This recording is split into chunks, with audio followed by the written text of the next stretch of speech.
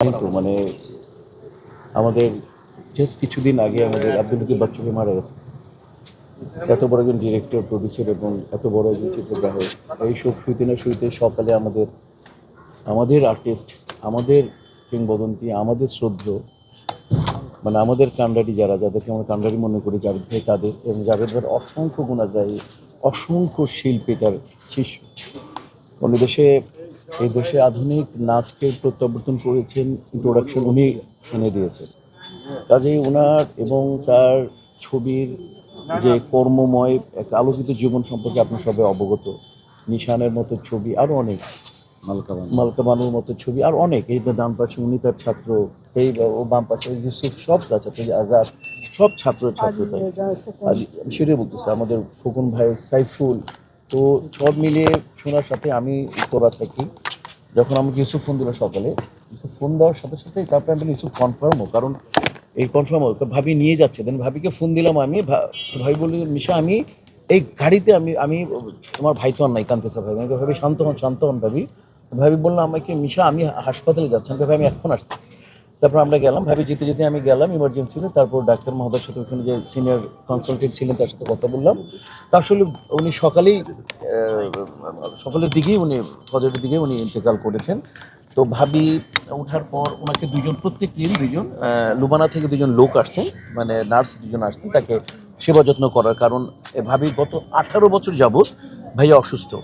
উনি একদম multi functional প্রবলেমে উনি জড়িত ছিলেন। তো এই ভদ্র মহিলা তার এই 18 বছর, মানে তার জীবনে প্রতিটা নিয়ত তার সাথে শিশুর মতো, মানে জাভেদ ভাইকে হেল্প করে এই পর্যন্ত এনেছেন।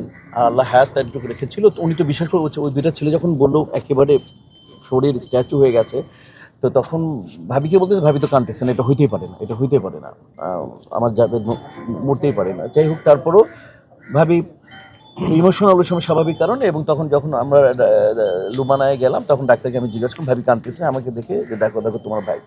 দেন আমি ভাবিকে ধরে পুনরাভাবে স্থির করে তারপরে ডাক্তারকে জিজ্ঞেস করলাম, বলতে হয় উনি ডেট আগে, এবং ওনার যেটা হচ্ছে মানে কার্ডিওভাস্কুলারি মানে ফেইলার, মানে সেটা হচ্ছে যে মানে শ্বাস যে যে ক্রিয়া যন্ত্র আছে সেটা বন্ধ হয়ে মারা গেছে, বার্ধক্যজনিত প্লাস মানে যেটাকে আমরা বলি যে শ্বাসযন্ত্র ক্রিয়া যেটা বন্ধ হয়ে মারা গেছে।